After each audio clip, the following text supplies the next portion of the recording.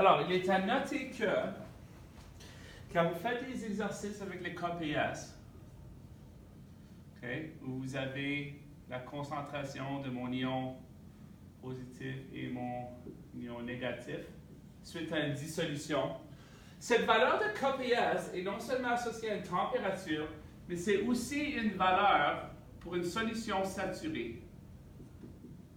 Donc, c'est ça qui va te dire c'est quoi la quantité maximum que tu peux dissoudre dans l'eau selon les concentrations que vous avez. Alors, c'est le KPS qui va te dire si tout va se dissoudre ou si tu vas atteindre la limite de dissolution. Alors, si on était pour regarder un exemple, dans les prochaines questions à la page 433, okay, c'est toutes les questions où on dit c'est quoi les valeurs de KPS selon une solution saturée dans chacun des cas. Okay?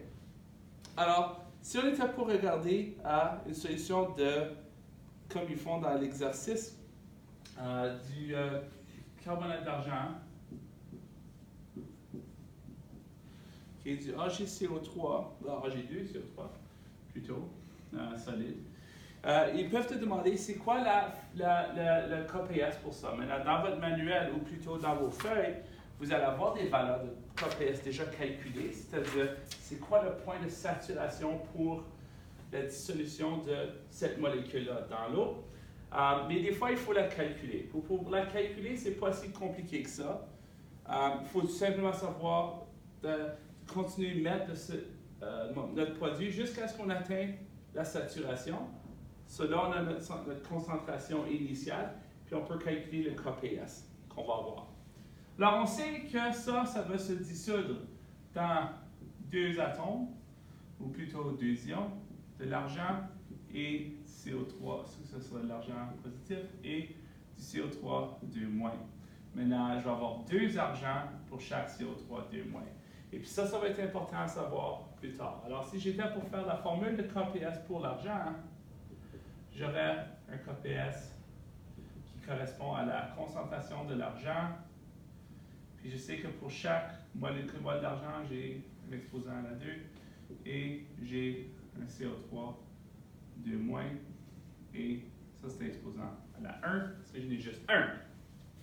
Alors, dans une question, on va vous dire quelque chose comme, on a trouvé que quand c'est à l'équilibre ou au saturé, on a mis une concentration maximum du AgCO3 dans un récipient. Puis le maximum que j'ai pu mettre était 1,3 fois 10 à la moins 4 mol par litre. 1,3 fois 10 à la moins 4 mol par litre.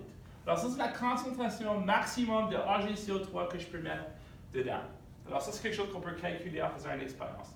Quelle est la constante de solubilité, de constante KPS pour le AgCO3? Alors pour faire ça, c'est pas compliqué. Okay? Le KPS,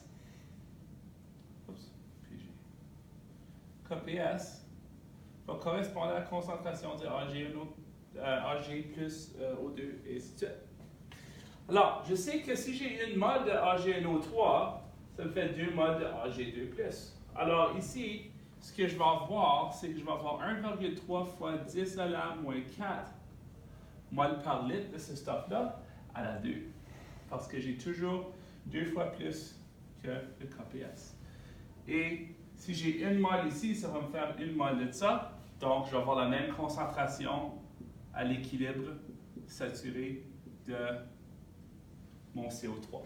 Alors, je vais avoir 2 fois plus de ça que de ça. Okay.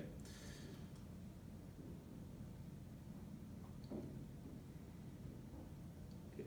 Maintenant, j'ai dit 2 fois plus, alors je dois prendre ça puis je dois le multiplier par 2. Alors, ce que je voulais faire, c'est 10 à la moins 4 fois 2, okay? Parce que j'ai 2 molécules. Cet exposant-là va venir en compte un peu plus tard. Okay? Alors, si j'étais pour faire mon calcul ici, mon KPS serait, alors j'aurais 2,6 fois 10 à la moins 4 à la 2 et 1,3 fois 10 à la moins 4 à la 1. OK? Alors ça, ces exposants-là, on utilise ça, mais quand on va faire l'exercice, tu as besoin de savoir si j'ai le double ici. OK? On va utiliser pour faire à l'intérieur de la molécule. Alors, une fois que ça c'est fait, bien là, je peux trouver mon KPS. C'est pas compliqué. Ça fois ça va me donner mon KPS. Alors, si j'étais pour sortir de ma calculatrice. OK.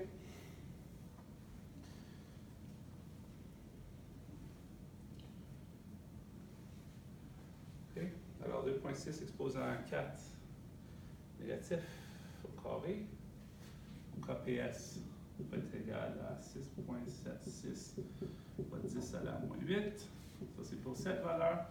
Ça reste 1,3 fois 10 à la moins 4 à la 1. Ça fait que là, je peux les multiplier parce que j'ai enlevé mes parenthèses, mes exposants. Donc, ma valeur de KPS va être 8,78, plutôt 7,9 peut-être plutôt, fois 10 à la moins 12. Okay. Ça va être ma valeur de KPS.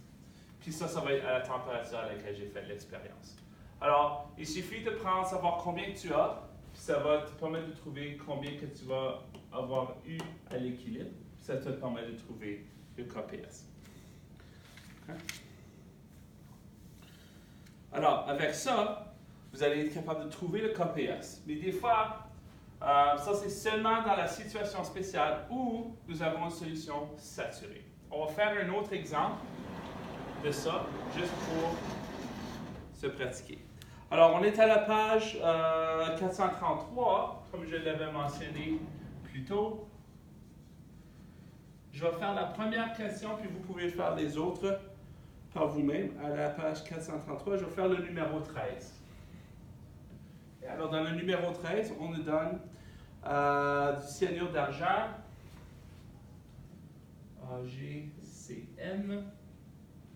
Puis on nous dit solubilité maximale de ça est de 1,5 fois 10 à la 8 mol par litre.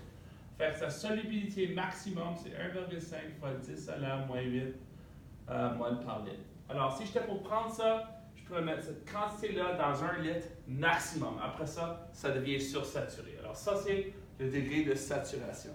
Et ce qu'on veut trouver, c'est la valeur de KPS pour cette molécule. Alors, on sait que la valeur de KPS, okay,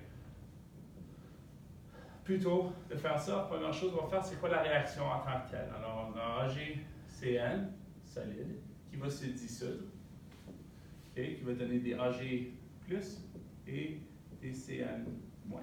J'en ai un de chaque. Si vous vérifiez vos ions, vous allez voir que vous avez juste besoin d'un de chaque.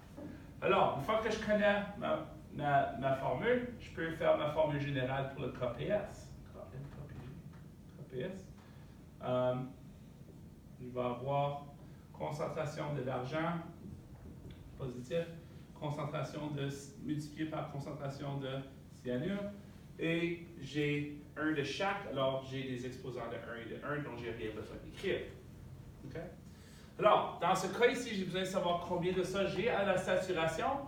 Bien, je sais que quand j'ai une mole de ça, j'ai une mole qui va être là, puis j'ai une mole qui va être là. Alors, si j'ai dissous 1,5 fois 10 à la moins 8 mol par litre de ça dans mon liquide, bien, à la fin, je vais avoir la même quantité des deux. Alors, dans ce cas ici, puisque j'ai un rapport de 1 pour 1, je vais avoir quelque chose comme ceci. 1,5 fois 10 à la moins 8. Je devrais regarder mes crochets. Parce que les crochets signifient une concentration. Et 1,5 fois 10 à la moins 8. Et bien sûr, le KPS pour cette molécule, par cette situation-là, va être ça multiplié par ça. Ça, on peut le faire rapidement. 2,25 fois 10 à la moins 16. C'est un petit numéro. Okay? Mais C'est exactement ça qu'il faut faire. Bien sûr, si on avait un 2 ici, il ne faut pas oublier de mettre l'exposant 2 ici et multiplier par 2 ce qu'il y en a ici, parce qu'on sait que quand on a une mole de ça, ça va faire 2 moles ici. Dans ce cas-là. Mais dans ce cas ici, c'est 1 pour 1, alors on peut juste mettre les numéros directs. On est en bonne situation comme ça. Okay? Alors, faites ça et j'aimerais ça que vous fassiez les questions 14, 15, 16. Okay? 14 à 16, essayez ceux-là et ça va mieux vous préparer pour la prochaine étape.